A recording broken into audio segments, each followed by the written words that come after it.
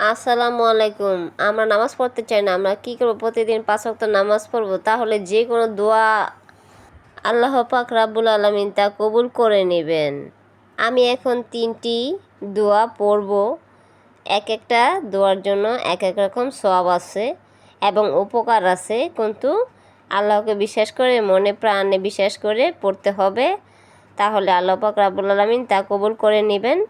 আর 3টি দোয়া হলো ছোট ছোট, তা কি পড়লে কি উপকার পাওয়া যায় তা আমি এখন বিশ্লেষণ বলছি।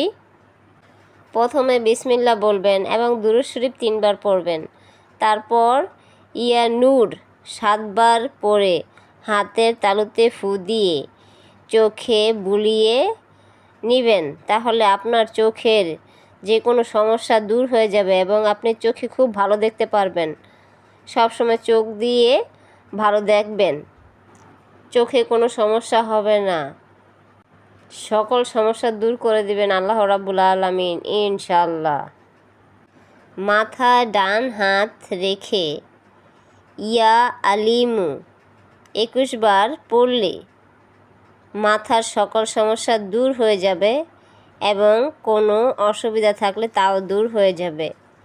আর সবসময় মাথার ব্রেন ঠান্ডা থাকবে, ভালো থাকবে। আল্লাহ পাক রাব্বুল আলামিন ভালো রাখবেন ইনশাআল্লাহ। ইয়া বাতিনু পেটে হাত রেখে 21 বার পাঠ করলে পেটের সকল সমস্যা দূর হয়ে যাবে ইনশাআল্লাহ। ভিডিওটা শেয়ার করে দেবেন, এতে আপনার অনেক সওয়াব হবে। সবাই ভালো থাকুন, সুস্থ থাকুন। আল্লাহ হাফেজ।